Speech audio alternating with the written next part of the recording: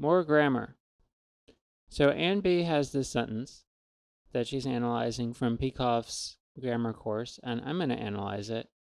I'm going to read what she said, analyze it. Well, actually, I already did, so I'm just going to talk about my analysis after I read Anne's. So, this is from homework 1 in Peikoff's grammar course, says Anne. It's one of the sentences stuck in after 3. And the sentence is, the idea that wealth is important is true. Peikoff says that wealth is important isn't a positive. Okay, so I analyze this as being basically a nested adjective clause. So Anne says, at first I didn't see this, but now I think I do. That wealth is important is an idea.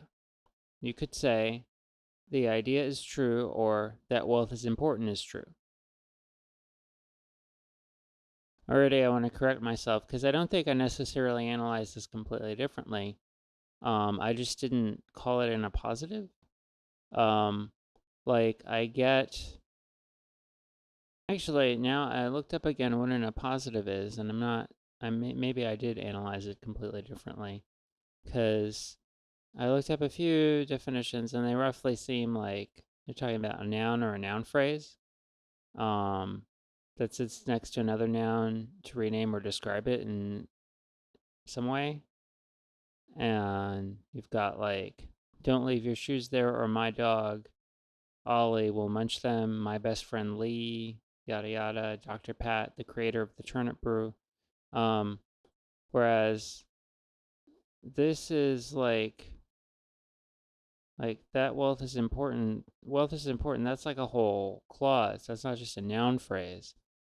So I'm not really sure about this. But anyway, so just briefly, so I basically analyze this as being like a nested clause with a relator word, and this whole thing functions as an adjective that modifies idea. That's how I analyzed it. And there's basically one like main clause, but and then there is a clause that is nested, but it's not like conjoined. It's just sort of stuck in there. Okay, so let's see what Anne says. So you could say the idea is true, or that wealth is important is true. So yeah, it's an idea, but I don't think idea is the unit of relevance for determining whether something is in a positive. You know, like I think the unit of relevance is like noun or noun phrase. So that's an issue. Okay. The idea and that wealth is important fill the same grammatical role and also the same meaning role. So I think I clearly disagree with grammatical role because this is a noun phrase, subject. This is actually a whole clause with a linking verb, but then it's being turned into an adjective because of this that. So they don't serve the same grammatical role. They also don't serve, I don't see how they serve the same meaning role, like regardless of any, like at any level of analysis, like the corollary to, okay, so this is just a straight up like noun phrase, like at any level. That's what it is. I mean, you could break it down. You could say this is a noun, this is a determiner, but this is basically a noun phrase. Now, this you could look at it in a couple different ways. You could focus on like the clausal aspect, or you could focus on the adjectival function at a higher level, or you could break up the clause and focus on the parts. So there's a few different levels, but like since Anne is saying that this is like the unit, I don't agree. So she's saying this unit and this unit fill the same grammatical role. I could be mistaken. Obviously, I've been mistaken a lot on these grammar posts, but as of right now, I strongly disagree with that claim. Like I think that within this group of words, like the corollary or the equivalent or whatever you want to call it, to this is like this, and as a whole unit, this is functioning as an adjective, this is functioning as a noun, this is the modifier, this is the recipient of the modification. And then if you like truncate the relator word and you just focus on this is a whole clause, this is just a noun. So like I don't see how you say fill the same grammatical role. I'm confused. And so I think also like same meaning role, like that's unclear to me. Okay, so then Anne says, but then within the appositive, that wealth is important. I'm not sure what to do with that. How would I analyze that wealth is important is true? So I just wanted to bring this up here. This was my point of departure for analyzing this sentence. The idea that wealth is important is true. My hope that you win by 20 points is intense. The structure is very close. You know, you've got the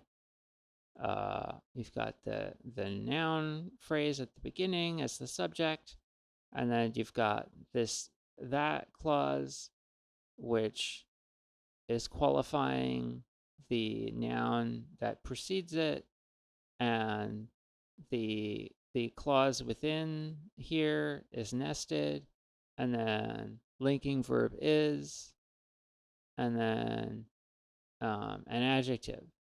So this is about as on point as I think you could hope for in terms of an example, and then a different, an example that we have a worked out tree for in Elliott stuff for this case.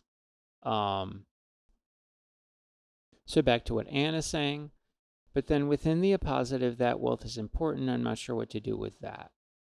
How would I analyze that wealth is important is true? Is that a relator subordinator that connects the two clauses? The idea is true and wealth is important. Yes, it's a relator. Okay, so this is interesting. But that is needed in that wealth is important to make it grammatically correct as in a positive. I paused to try and find something in the dictionary that lined up with this use of that well, but I couldn't quite find it. So let's just finish reading what Anne says. But that is needed. Right, okay. I could use a bit more explanation here about what Anne's reasoning is regarding grammatically correct as in a positive. Like, why is she saying that? I think I have some idea of what she's saying, but I'm not 100% sure. So then Anne concludes, maybe I should skip the appositive idea and treat that as a relator subordinator and have a main clause, the idea is true, and a subordinate clause, wealth is important. And that's basically what I did. I didn't even do the appositive thing. So there's been some discussion.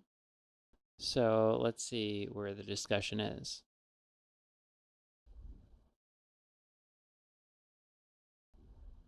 All right, so Elliot replied. Okay, so describing Peikoff's position on this sentence, Elliot says, he's saying that wealth is important is a noun clause, and then it ends up acting as an adjective, as nouns sometimes do. So it's two steps from it to adjective. So far, I'm unclear on the benefit of this two-step analysis over the more straightforward analysis, but it seems interesting and worth being aware of.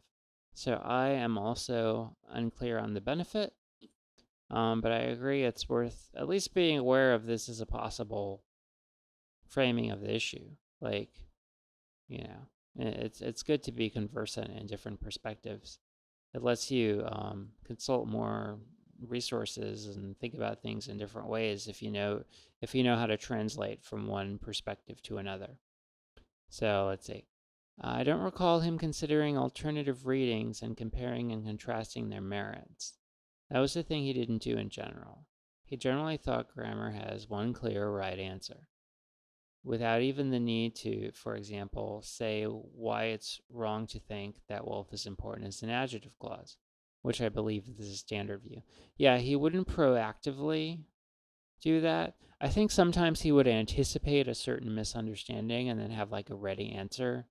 Um, like, aha, sort of like he knows the students will go in a certain direction, but he wouldn't.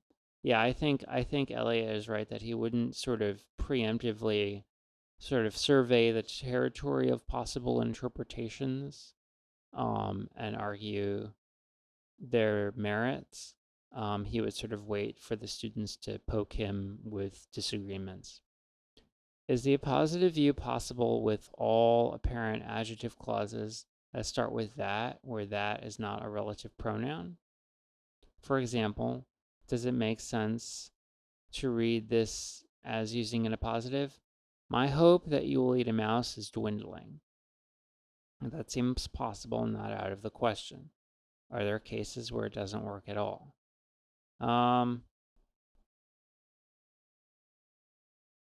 So I wanted to refresh on noun clauses because I'm very, very fuzzy about how Peikoff is reading this, and I appreciate Elliot clearly saying Peikoff's reading because then it highlighted for me what I need to get not fuzzy. Um, so Grammar Monster is okay. Site, at least for like stating summaries of like basic conventional views about grammar, which is useful. So a noun clause is a clause that plays the role of a noun. So let's see if I disagree with any of this. Okay. So I like what I see. So this is like I like X. Um this whole clause is serving as a direct object of like. The internal structure is I see what. Um so what is functioning. It's both connecting or relating or whatever you want to say the clause to the rest of the sentence, and it's serving a role within the sentence. So that's fine. I agree. Okay, this is fine. Say it's a noun clause. I know. So the overall structure you could think of is like I know X. I know this whole thing. What do you know? That the tide is turning. Okay. So the tide is turning is a clause on its own. See, I'm already running into trouble here because so I have a problem with. I think I figured it out. I read this sentence completely differently because we have this that. So I read this as basically like two clauses. Um, and so this is noun clause is shaded. I disagree. I think the tide is turning is one clause by itself, full stop, separate, essentially, and like, you know, I mean it's glommed together, but like conceptually, full stop. I'm doing my own shading because you can do your own shading on the internet. Nobody will call you out. And then we have I know that, and that's its own thing. That is the object of, or wait, yeah, the object, right? Okay, I think that's right. Yeah. What do I know? I know that. And what is that? That's referring to the tide is turning. Forward reference, totally fine. Yeah. So this is I don't like the noun clause reading here. Like it's not ridiculous. It was how I was reading it before. That's fine. I just that's not how I'm reading them now. Okay. That I think bothers me about reading it this way as opposed to this. So like the whole every word here is part of the clause. Um like it serves a grammatical function within the clause. But here, like this is really the clause. And then this is like its own thing that I think is better grouped here. But say we're not doing that. So then, but then that you want to say, they want to say that like this whole thing is the noun clause. Like I buy that a word can turn, like a relator word can turn a clause into like it. Okay, so you have let's go back here. So you have the clause, right? And then you have this word, and then the combination of them produces something new. Oops. Where there was not an adjective looking at these separately, there is an adjective from the combination. Whereas with this, it's like, okay, so we have a clause, and then okay, so we have a full clause here, and then we add this word, but then we're still calling it a clause, even though we've added an extraneous word. See, so that's what bothers me. It's not saying that this is a noun so much. I could see that. I'm okay with that. It's saying that it's still a clause after you've added a word that's like not doing anything within what the actual clause is. That's what deeply troubles and disturbs me. Okay. So I had a lot to say about that one. So that's cool. Okay, so I've met the man who won the lottery. Okay, this is interesting. So I have met the man, which man? The man who won the lottery. So again, I'm reading this as like, okay, this is, you could say who won the lottery, subject, verb, object. You could say that's a clause. You could also look at it as like the man's a noun phrase, which man, the man who won the lottery. So this is like an adjective modifying this.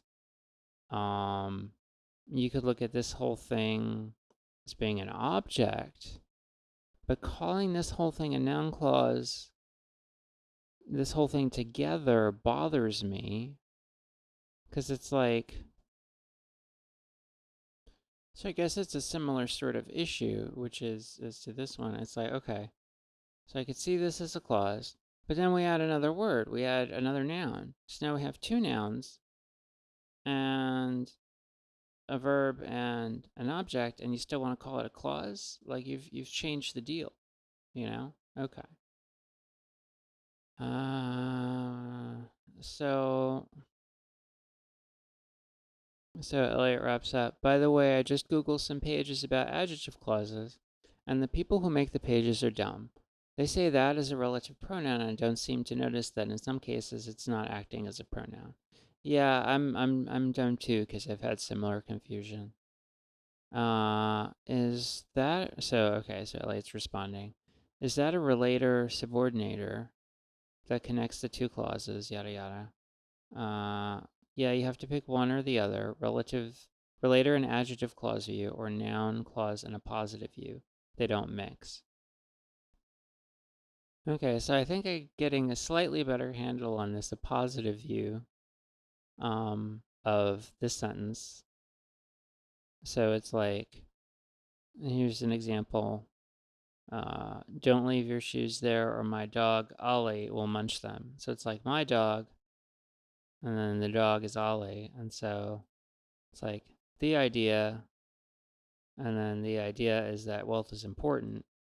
So these are like kind of, that the theory is that these are sort of parallel cases.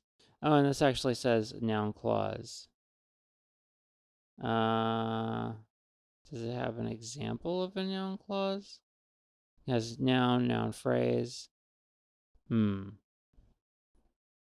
Okay, so this is cool. So I found in the PowerPoint slide, relative versus positive clauses.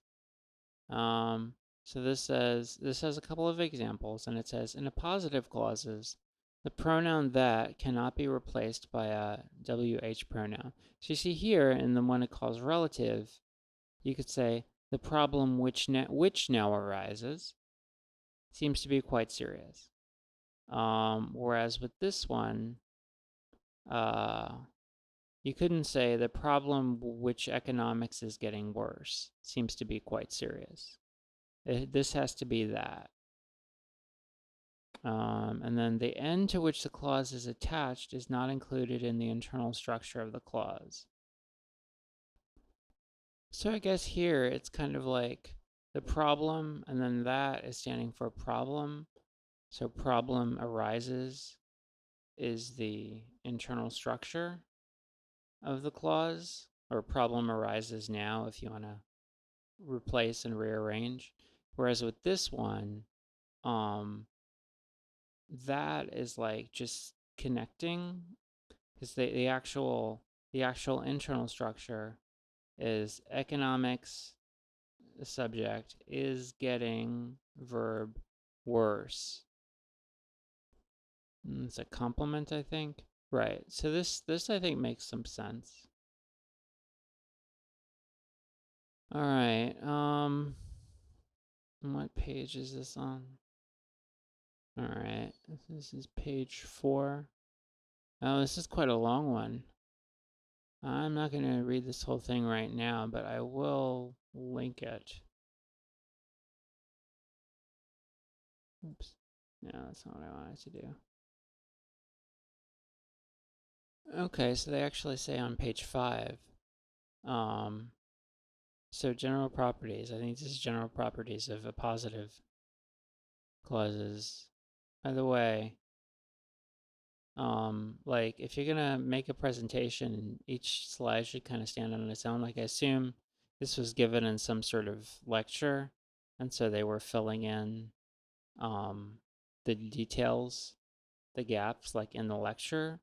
But it would be useful for the reader, like if you're gonna throw it up on a website, if you know you might do that, to know like general properties of what. But I assume it's a positive clauses because it fits with like other stuff. So they say that no matter whether restrictive or non-restrictive is not an element with a subject, there's a type of object, etc. function, but a conjunction. So for example, John didn't like Mary's suggestion, even though even her final one, that he should abandon his plans, right? So that is not serving as an object or subject or whatever. It's just conjoining. All right, so I just wrote some about this little presentation I found, and hopefully that'll move the discussion forward. Cool, cool.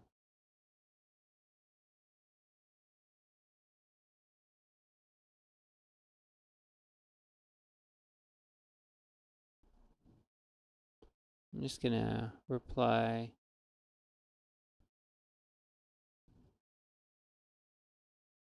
with my analysis. Oop. All right. Okay. Wrote that. Put a little note about the meaning at the end. There is a true idea. The true idea is that wealth is important. So I broke it up a little bit. Okay. I think that's a good email and a good video.